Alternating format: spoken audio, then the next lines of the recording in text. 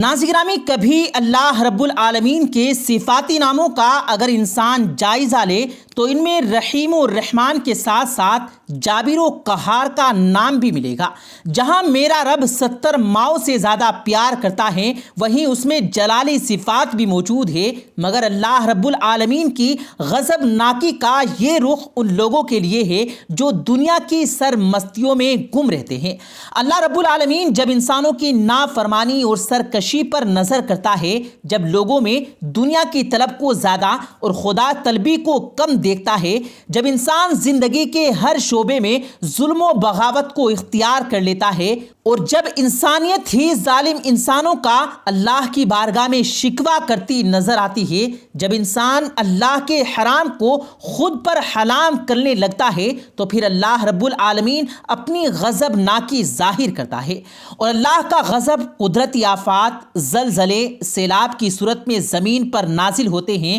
اور اس عذاب کا ایک ہی مقصد ہوتا ہے کہ بندے کے اعمال کی اصلاح ہو جائے اور وہ اپنے رب کی بندگی کی طرف واپس لوٹ آئے، اس مقصد کی طرف لوٹ آئے کہ جس کے لیے اللہ رب العالمین نے انسان کو پیدا کیا تھا۔ اللہ رب العالمین کی عبادت کرنے کے لیے اس روئے زمین پر فرشتے، جن اور دوسری بہت سی مخلوقات موجود ہیں، لیکن ان کا انسان کو پیدا کرنے کا بنیادی مقصد یہ تھا کہ انسان اپنے جیسے دوسرے انسانوں سے محبت کرے اور ان سے اللہ کے لیے پیار کرے، اور اللہ اپنی قدرت سے ایسے نظارے دکھاتا ہے کہ ہر غور و فکر کرنے والے شخص کو، ہر باشعور انسان کو یہ بات معلوم ہو جاتی ہے کہ کہیں کوئی طاقت، ایک ذات ایسی ضرور موجود ہے کہ جو چاہے تو پل بھر میں اس دنیا کی تمام ترقی کو، انسان کی تمام طاقت کو ملیا میٹ کر سکتی ہے۔ آج کی ویڈیو میں کچھ ایسے مناظر آپ کے سامنے پیش کیے جائیں گے جو اللہ کی طاقت اور قدرت کا اعتراف کرواتے ہیں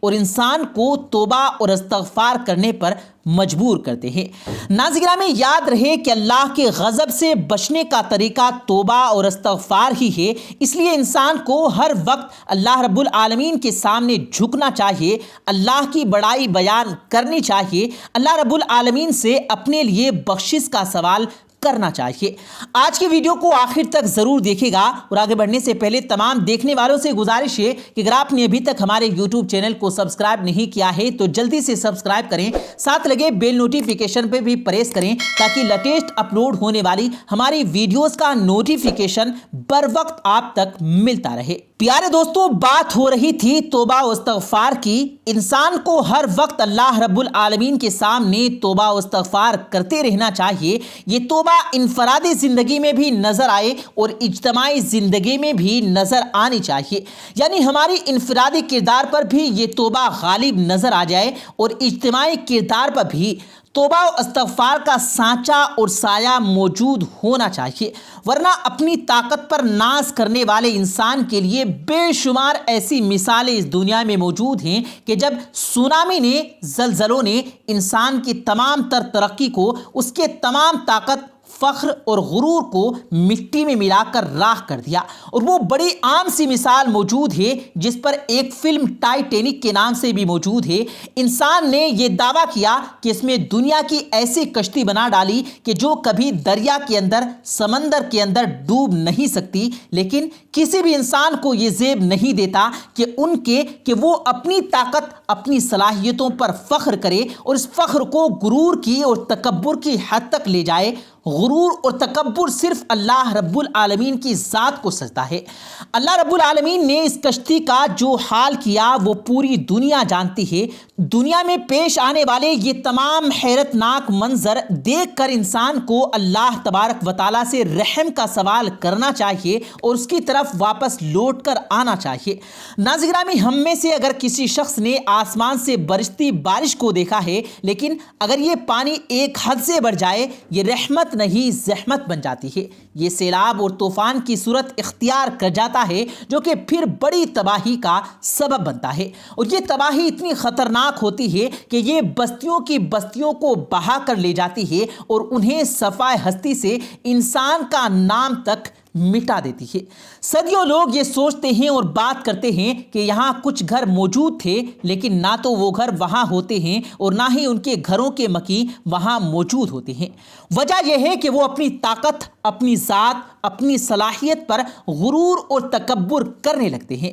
ناظرین گرامی، اسی طرح طوفان نوح کس کو یاد رہی ہے، جس کا ذکر قرآن مجید میں بڑی واضح طور پر موجود ہے۔ قرآن کریم کی سورہ ہود میں آتا ہے کہ اللہ نے ان کو بتلا دیا کہ میں جلد ہی منہ موڑنے والوں کو ہلاک کرنے والا ہوں، اور آپ اللہ کے حکم کے مطابق کشتی بنانے میں مصروف ہو گئے، لیکن یہ لوگ آپ کا تمسخر کرتے، اور پھر جب اللہ کے حکم سے کشتی میں سوار ہو گئے، یہاں تک کہ جب ہمارا حکم آن پہنچا اور تنور جوش مارنے لگا تو ہم نے نوح کو حکم دیا کہ ہر قسم کے جانداروں میں سے ایک ایک جوڑا لے لو، اور جس کی نسبت حکم ہو چکا ہے اسے رک جاؤ کہ وہ ہلاک ہو جائے گا، اسے چھوڑ دو۔ اپنے گھر والوں میں سے جو ایمان لائے ہیں انہیں کشتی میں لے کر سوار ہو جاؤ، اور بہت ہی کم ہیں جو تمہارے ساتھ ہوں گے۔ یعنی اللہ رب العالمین نے واضح طور پر حضرت نوح علیہ السلام کو یہ بتلا دیا کہ ان کے خاندان کے لوگ بھی ان پر ایمان لانے والے نہیں ہیں، اور اللہ رب العالمین انہیں بھی ہلاک کر دے گا۔ قرآن کریم کے اندر ہی اس کی مزید تفصیل بتائی گئی ہے۔ حضرت نوح علیہ السلام نے ہر قسم کے جانداروں کے ایک ایک جوڑے کو کشتی میں سوار کر لیا، اور اہل ایمان کو بھی۔ تو اللہ تبارک و تعالیٰ نے قوم نوح پر عذاب ڈال دیا۔ اسے قرآن میں یوں بیان کیا گیا کہ ہم نے زور کا میہ یعنی بارش سے آسمان کے دہانے کھول دیے، اور زمین پر ہم نے چشمے جاری کر دیے، تو پانی جس کام کے لیے حکم ہو چکا تھا جمع ہو گیا، تو نجات پانے والے کشتی میں محفوظ رہے اور باقی سب غرق ہو گئے۔ اور آپ نے اپنے بیٹوں کو بھی پکارا، لیکن وہ انکار کرنے والوں میں ہوا۔ اس نے پہاڑ پر سہارا لے کر بچ جانے کا خیال کیا، لیکن طوفان نے اسے بھی غرق کر دیا۔ اتنے میں ان دونوں کے درمیان ایک لہر آئی اور وہ ٹوٹ گیا۔ اس طرح قوم نوح اپنی نافرمانیوں کی وجہ سے اپنے انجام کو پہنچی، اور نوح علیہ السلام کی کشتی اللہ کے حکم سے محفوظ رہی۔ اللہ کے حکم سے سیلاب رک گیا اور زمین نے تمام پانی اپنے اندر جذب کر لیا۔ اللہ رب العالمین نے حضرت نوح علیہ السلام کو حکم دیا کہ کشتی سے اتر جاؤ، تجھ پر اور وہ لوگ جو تجھ پر ایمان لائے ہیں ان پر ہماری رحمتیں اور برکتیں نازل ہوں گی۔ ناظرین گرامی، قرآن حکیم نے یہ واضح کر دیا کہ اگر پیغمبر کی اولاد بھی ہو لیکن وہ اللہ کی نافرمانی کرے، اللہ کی وحدانیت سے انکار کرے، وہ غرور اور تکبر کرنے والی ہوں، وہ اللہ کے علاوہ کسی اور سے بخشش اور پناہ طلب کرے اور یہ سمجھے کہ کسی اور کے سہارے وہ خود کو بچا لے گا، تو اللہ اپنے پیغمبر کی اولاد کو بھی غرق کر دیتا ہے۔ اللہ رب العالمین نے حضرت نوح علیہ السلام کے بیٹے کو غرق کر کے یہ مثال قائم کر دی کہ اس کائنات کے اندر بخشش کا سوال صرف اور صرف اللہ سے کیا جائے، سہارا صرف اللہ رب العالمین کی ذات سے طلب کیا جائے،